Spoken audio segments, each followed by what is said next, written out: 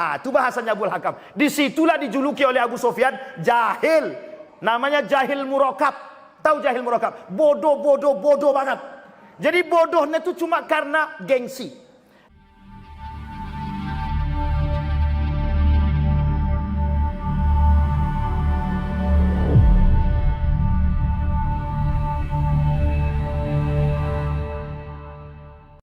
Sekarang kita lihat Bapak Ibu.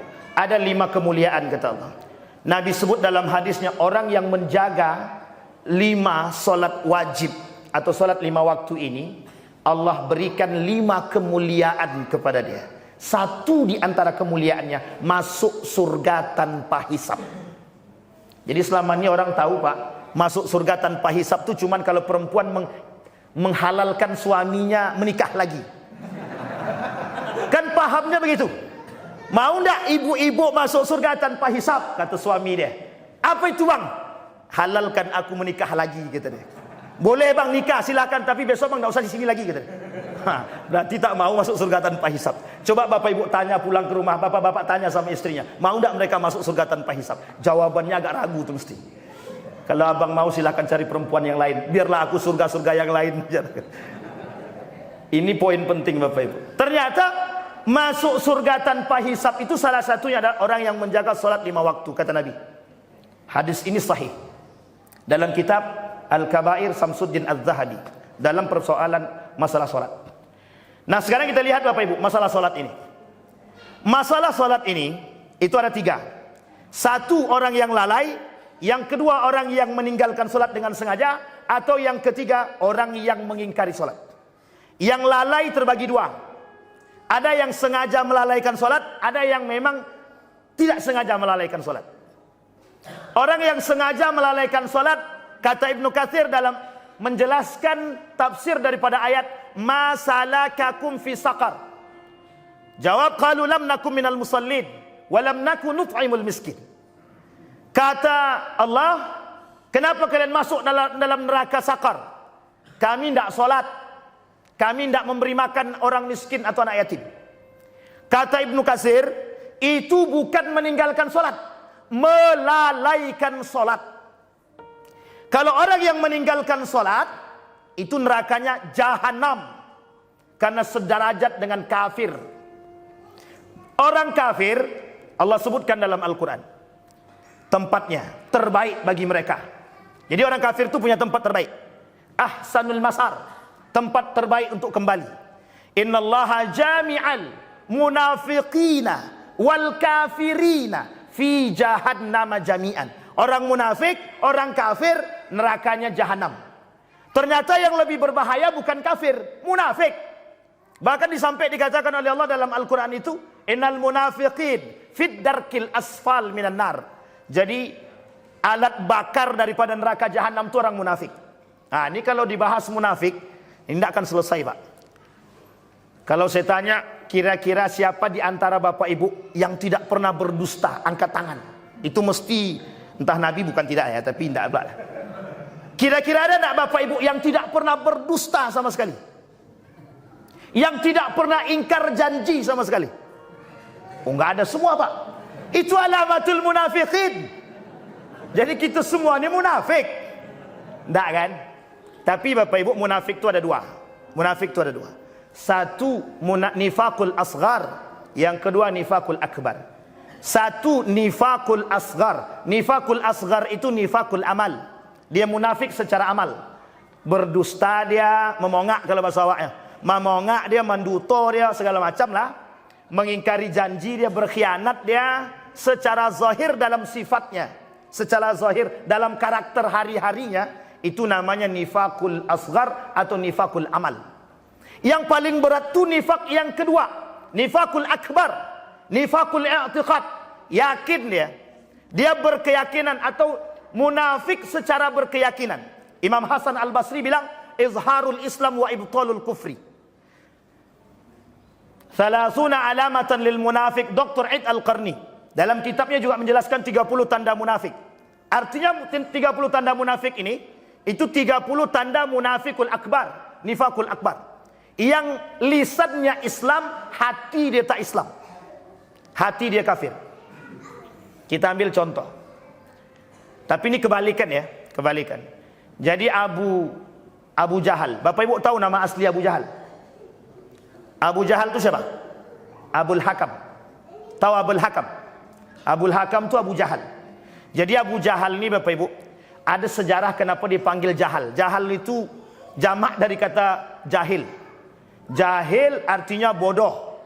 Jahilani 2 kali bodohnya. Kalau jahal itu bodoh banget. Tapi jangan pula Bapak Ibu tengok ada anak orang yang bodoh banget, jahil. Anak boleh pula kita tuh. Jadi Abu Jahal tuh saking bodohnya dipanggil Abu Jahal. Tapi Bapak Ibu, kebodohan dia itu sangat-sangat memalukan. Jadi satu malam dia datang ngintil. Ngintil itu apa ya? Ngintip. Ngintip itu apa? Ya itulah pokoknya. Ngintip Nabi sedang baca Quran. Nabi menyampaikan ayat Al-Quran. Diintip sama Abu Jahal. Di satu sisi. Ternyata di sisi yang lain, Abu Sufyan dan Abu yang satu lagi, saya lupa namanya itu. Itu juga ngintip. Ngintipin Nabi, dengerin ayat Al-Quran. Nah, coba bayangkan tuh. Setelah selesai, sampai subuh, bertemu dua-duanya. Loh, kok ente di sini? Kata Abu Jahal kepada Abu Sufyan. Abu Sufyan kelak yang masuk Islam ya. Abu Jahal dia tidak masuk Islam. Kata Abu Jahal begini, oke, cukup. Jangan sampai ada yang tahu kalau kita dengerin Muhammad ngaji. Nah, itu bahasanya Abu Jahal. Kata Abu Sufyan, oke lah, baik. Udah cukup sekali ini saja, tidak usah datang lagi. Besoknya, diam-diam Abu Jahal datang lagi. Abu Sufyan pun datang. Ketemu 2 kali. Sampai yang ketiga kali Pak, ketemu dia. Akhirnya kata si Abu yang satu nih, yang saya lupa namanya nih, kepada Abu Sufyan. Yan, ente, menurut ente nih, kira-kira yang dibacakan Muhammad ini benar gak sih? Kata Abu Sufyan, aneh ragu, kayaknya inilah yang paling benar. Ini kata Abu Sufyan. Sepakatlah berdua ini, yuk kita tanya sama Abu Jahal. Abul Hakam waktu itu panggilnya. Abul Hakam ini ketua kubu Quraisy. Datang ke Abu Jahal. Abu Jahal, Abu Hakam, menurut ente yang disampaikan Muhammad ini benar apa salah? Apa jawaban Abu Hakam? Wallahi, katanya, tidak ada yang paling benar selain daripada apa yang disampaikan oleh Muhammad, katanya. Nah, coba itu dalam sejarahnya zahir tuh Pak, sangat zahir cerita ini, masyhur. Sampai kemudian kata Abu Sufyan, loh, ente tahu kalau itu benar, kenapa ente gak beriman? Tahu nggak jawabannya apa? Gengsi. Kata Abu Hakam, kabilah Muhammad dengan kabilah kami itu bersaing. Kabilah kami hari pertama ngasih makan kepada orang haji. Besok kabilah Muhammad. Besoknya lagi kabilah kami. Besoknya lagi kabilah Muhammad. Kami bersaing. Sama-sama ngasih makan kepada orang yang datang haji. Kemudian kata Abu Hakam, dari kabilah Muhammad ada nabi. Dari kabilah aku tak ada nabi. Jadi kalau aku masuk Islam, gengsi aku, kata dia. Itu bahasanya Abu Hakam. Disitulah dijuluki oleh Abu Sufyan jahil. Namanya jahil murakab. Tahu jahil murakab? Bodoh banget. Jadi bodohnya itu cuma karena gengsi. Dan orang sekarang ada. Ada orang sekarang ada. Gengsi dia menerima kebenaran agama itu gengsi. Kita ambil contoh. Ada namanya Profesor Musda Mulia. Cari di Google. Cari saja. Nama itu udah masyhur, sudah tahu orang siapa dia itu. Apa kata dia? Semua agama ini sama-sama benar. Hanya sama menuju Tuhan yang satu. Hanya saja cara menuju Tuhan yang satu ini beda-beda, kata dia. Syarat masuk surga itu cuma 3. Percaya pada Tuhan, percaya pada hari kiamat, yang terakhir melakukan kebaikan. Jadi kalau tidak sholat, itu tidak akan masuk neraka itu. Bisa tetap masuk surga. Yang penting baik kelakuannya. Sampai keluar bahasa yang hari ini mendarah daging di masyarakat. Apa itu?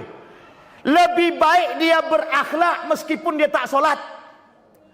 Kau tak berhijab. Baik aku tak berhijab, tapi akhlakku baik. Kau berhijab tapi akhlak kau kaya. Kayak itulah pokoknya. Sampai Pak, pernah dengar kalimat ini kan?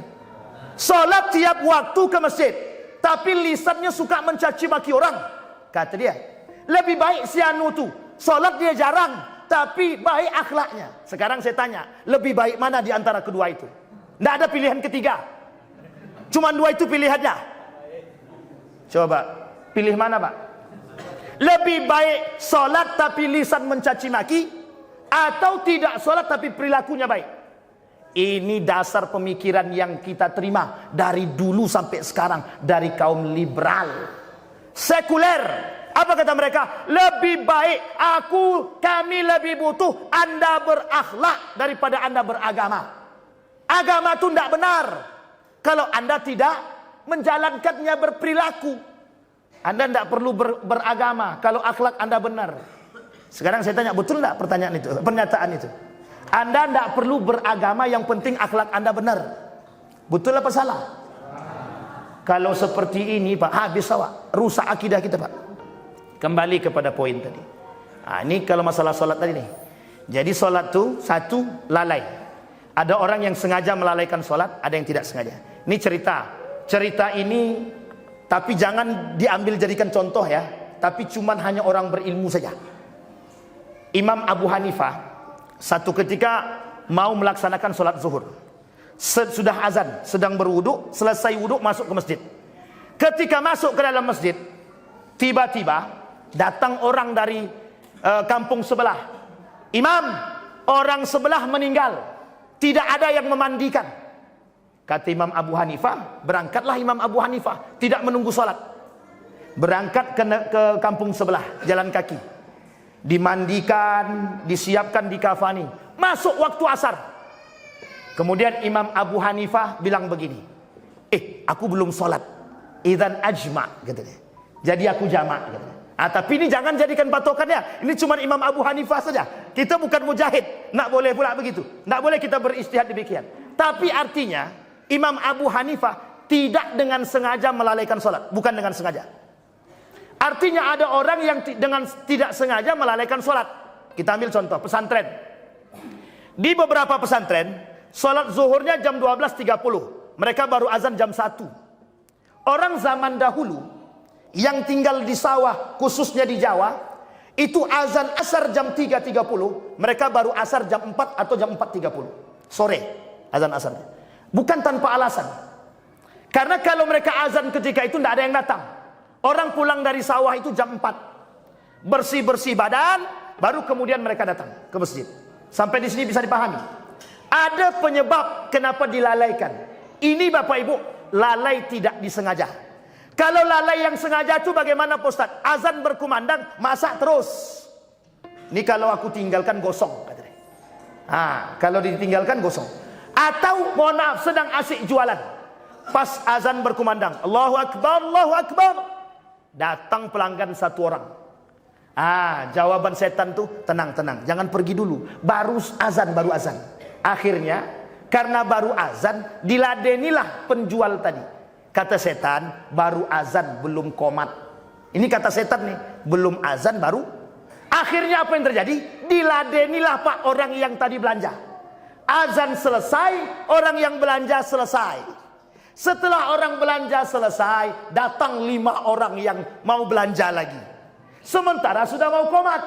Apa kata setan? Tenang, ladenin dulu. Kan belum rakaat pertama, kata setan. Jadi kira-kira mau diladenin yang 5 orang ini diladeni, atau dia tinggalkan? Setan bilang lagi, kau tak mau duit kah? 5 itu, kalau satu untung 100.000, kalau kali 5 jadi 500.000. Goyang iman. Oh iya ya, kan belum sholat, belum rakaat pertama. Diuruslah 5 tadi yang belanja tadi. Pas pada orang yang kelima, kata imam masjid, Assalamualaikum warahmatullahi wabarakatuh. Assalamualaikum warahmatullahi wabarakatuh. Apa kata yang tadi? Astagfirullah, terlambat aku sholat. Kira-kira sengaja terlambat sholat apa tidak? Coba, sadarnya kapan? Setelah salam. Kenapa kok sadarnya terlambat? Karena bisikan setan tadi. Akhirnya yang begini, yang disebutkan dengan lalai. Atau orang yang melalaikan sholat sampai pada waktu akhir sholat, atau menjelang sholat yang akan datang masuk. Dan ini juga masalah. Nah, kata Imam Ibnu Katsir, yang masuk dalam neraka sakar orang yang suka melalaikan solat, yang melalaikan solat sampai pada, mohon maaf, mau masuk waktu yang akan selanjutnya. Itulah yang disebut dengan penghuni neraka sakar. Kata Ibnu Katsir, yang masuk neraka jahanam yang meninggalkan sholat. Sengaja meninggalkan sholat. Nah, sekarang kita lihat. Ada orang yang meninggalkan sholat. Tadi lalai sudah. Sekarang yang meninggalkan sholat. Yang meninggalkan sholat ada dua. Satu, sengaja meninggalkan sholat. Yang kedua, rufi al-qalam. Tahu rufi al-qalam? Yang dima'fu anhu, yang dimaklumkan oleh Allah. Anak kecil sampai dia balik. Satu, kata Nabi. Yang kedua, orang yang majdub atau hilang akal sementara sampai dia sadar. Orang hilang akal atau gila. Orang yang terlupa sampai dia ingat. Yang ketiga, orang yang tertidur sampai dia terbangun. Sudah diinjak tak juga bangun. Dipukul tak bangun juga. Disiram tak bangun juga. Pokoknya tak mau bangun. Tak bangun-bangun. Tapi tengok dulu, mati apa masih pingsan. Takutnya lah dipukul tak hidup juga, kan curiga kita. Artinya Bapak Ibu, orang seperti ini, kata Nabi, itu rufi al-qalam. Maklum, salah tapi tidak berdosa. Ingat kalimatnya baik-baik. Salah tapi tidak berdosa. Bukan berarti tidak salah. Salah tapi tak berdosa. Dia ada tingkatan salah tu banyak. Dosa. Ada 5. Salah, dosa, dosa-dosa, dosa dengan kezoliman, israf. Saking banyak dosanya. Jadi ada 5 tingkatan kesalahan itu. Kembali kepada poin tadi. Orang yang tidak sengaja meninggalkan sholat namanya rufi al-qalam. Orang-orang seperti ini yang boleh. Sisanya tidak boleh. Yang kedua, orang yang sengaja meninggalkan sholat. Memang tidak mau sholat. Sekarang itu yang paling banyak apa? Yang itu Pak. Yang tidak mau sholat. Nak sholat nak. Entar mak. Entarnya itu nak tahu kapan. Orang tua. Ini kita ingatkan. Bapak Ibu. Jangan terlalu percaya dengan anak sekarang. Jangan terlalu percaya dengan anak sekarang. Nak sholat nak. Oke mak, siap. Tenang. Besok datang lagi. Tak lama kemudian mak datang lagi. Nak udah sholat? Belum mak, sikit lagi, sikit lagi.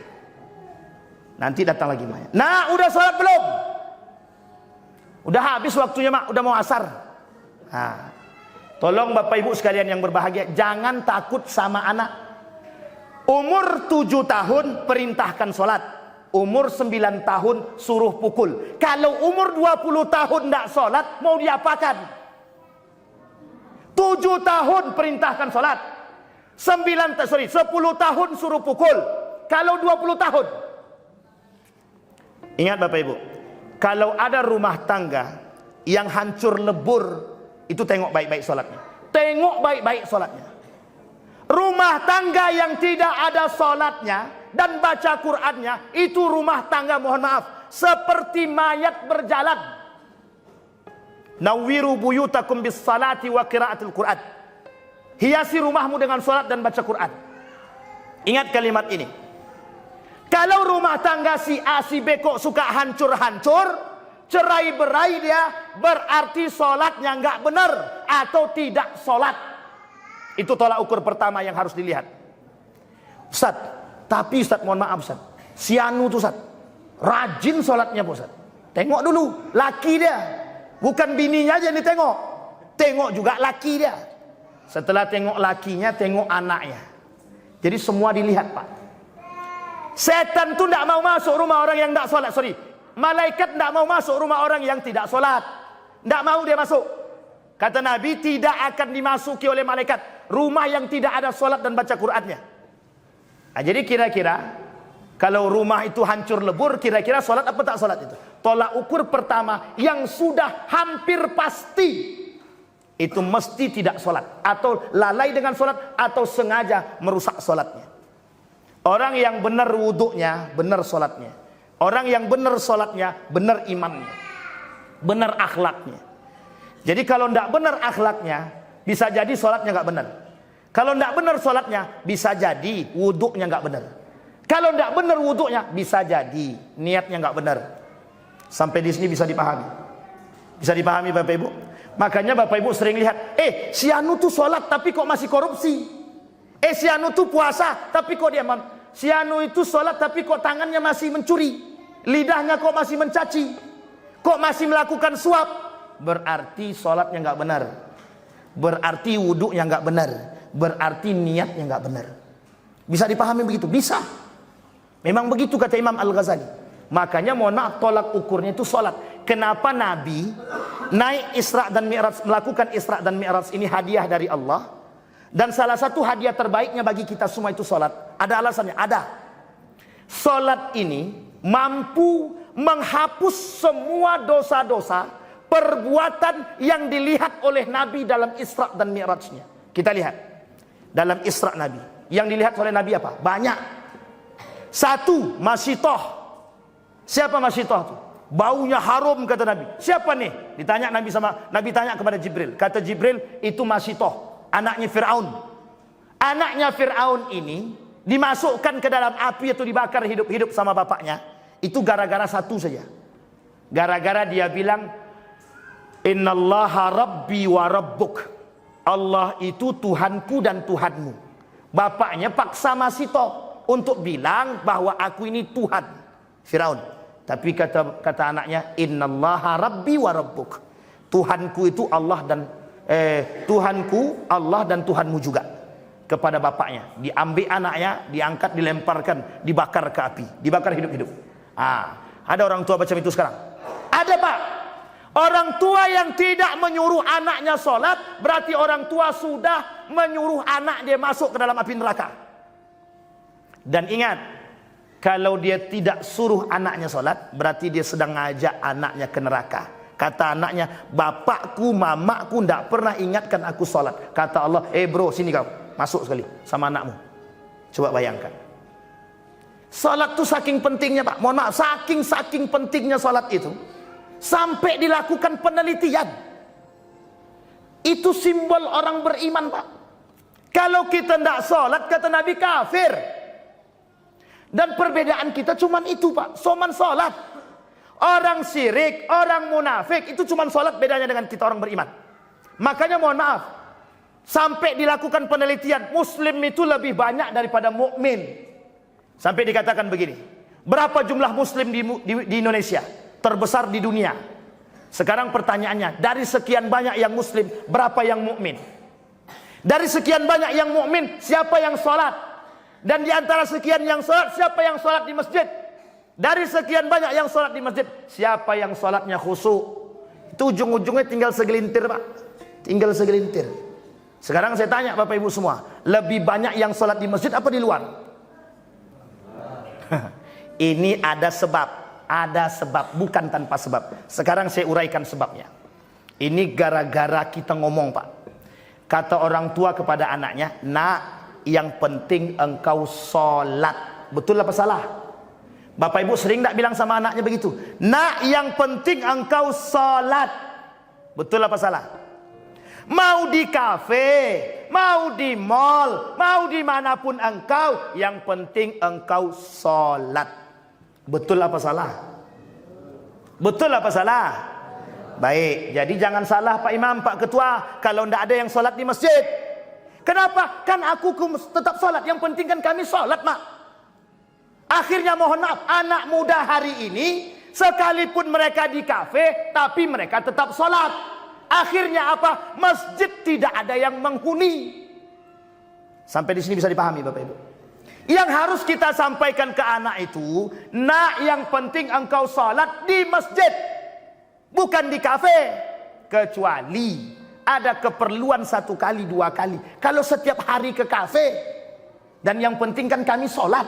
Memang Pak, yang penting mereka sholat. Pertanyaannya, sholatnya benar nggak? Jangan-jangan dia sholat, dia jadi imam, pacarnya jadi makmum. Itu hukum sholatnya apa? Batal. Tidak sah sholatnya. Sampai di sini bisa dipahami Bapak Ibu. Jangan salah-salah Pak. Kalau kita main biarkan anak kita saja. Orang yang sholat tanpa ilmu sholat, itu sholatnya tidak ada gunanya sama sekali. Sholat dia di kafe, kita tidak tahu Pak kebenaran sholatnya bagaimana. Main-mainkah dia, atau di akhir waktukah dia, atau sebelum sholat, sebelum masuk waktu yang lainkah dia sholat.